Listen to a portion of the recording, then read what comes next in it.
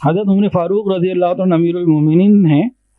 آپ کے زمانے خلافت میں ایک عورت اپنے گھر میں اکیلی رہ رہی تھی. اس کا خاوند کہیں سفر پہ گیا ہوا تھا. آپ کو اس کے بارے میں کوئی بات معلوم ہوئی تو آپ چیک کرنا چاہتے تھے کہ اس کے بارے میں حقیقت کیا ہے، اور اگر اس کی کوئی غلطی ہے تو میں اس کو سمجھا دوں. تو آپ نے کو بندہ بھیجا کہ چلو عمر فاروق رضی اللہ عنہ تمہیں بلا رہے ہیں اور تمہاری اس بات کے بارے میں تم سے پوچھ گچھ ہونی ہے. ان کا عمر مجھ سے کیا لینا دینا، عمر کا مجھ سے کیوں مجھے بلا رہے ہیں؟ ان کا نہیں آرڈر تو ہے چلو. اب یہ آئی. اتنا پریشر تھا حضرت عمر فاروق رضی اللہ عنہ کا اس کے ذہن کے اوپر کہ وہ راستے میں اس کو لیبر پین شروع ہو گئی، حاملہ تھی. فوری طور پر وہ گھر واپس گئی، بچہ ہوا، اور وہ بچہ اس طرح سے ہوا کہ وہ جب پیدا ہونے کے بعد اس نے 2 چیخیں لیں، چیخا، آواز آئی چیخنے کی، اور اس بچے کا انتقال ہو گیا. یہ واقعہ پیش آیا. حضرت عمر فاروق رضی اللہ تعالیٰ عنہ کے اوپر اس واقعے کا اثر ہوا کہ بلایا تو میں نے تھا نا، اور میرے بلانے کے اوپر اس نے اس کی حضرت عمر فاروق رضی اللہ تعالیٰ عنہ کے اوپر اس بات کا ایک اثر پیدا ہوا کہ بلایا تو میں نے تھا.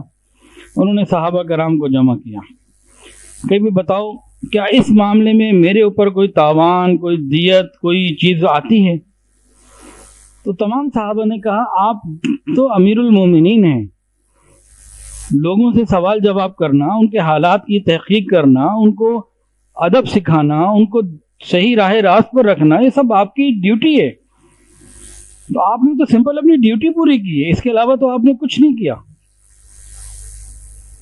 حضرت عمر نے یہ بات تو سن لی لیکن آپ کا دل مطمئن نہیں تھا. اب حضرت علی رضی اللہ عنہ بیٹھے ہوئے تھے، وہ بالکل خاموش تھے. حضرت عمر نے پوچھا علی آپ بتائیے.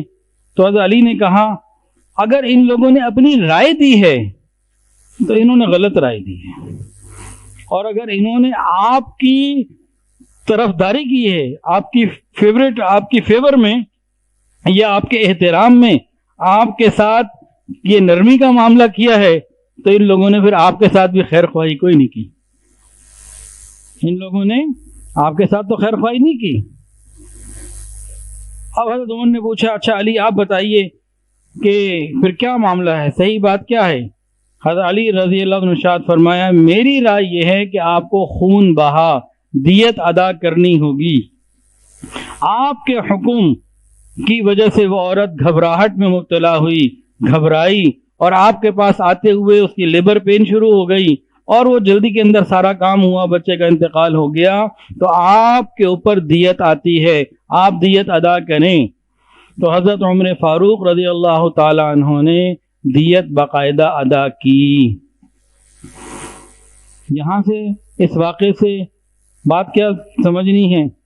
ہمارے خاندانوں میں، ہمارے معاشرے میں، ہمارے گھروں میں ہم یہ دیکھتے ہیں کہ کتنی مرتبہ ساس سسر یا کتنی مرتبہ خاوند کی ضد اور زبردستی، غصے یا کسی بھی بری عادت کی وجہ سے ہمارے گھر کی عورتیں، ہمارے گھروں میں جو عورتیں ہیں وہ گھبراہٹ میں، ڈپریشن میں، پریشانی میں آ جاتی ہیں.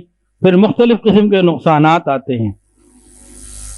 بہت ساری عورتیں ہمارے گھروں میں جو ڈپریشن کا شکار ہیں نا، وہ ہمارے معاشرے کے مردوں کی غلطی کی وجہ سے ہیں.